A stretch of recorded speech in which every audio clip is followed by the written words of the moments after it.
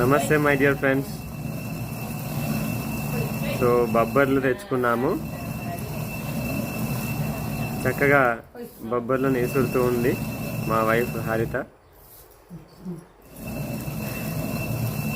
చక్కగా ఇంత కష్టపడుతూ ఎంతో రుచిగా వంటలు చేసి పెడుతుంది.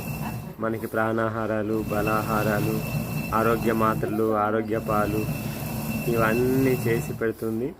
చూడండి మిత్రులారా, ఈ రోజుల్లో ఈశ్వరరావు అనేది రేపొద్దున మన జనరేషన్, నెక్స్ట్ జనరేషన్కి చాలా వింతగా ఉంటుంది.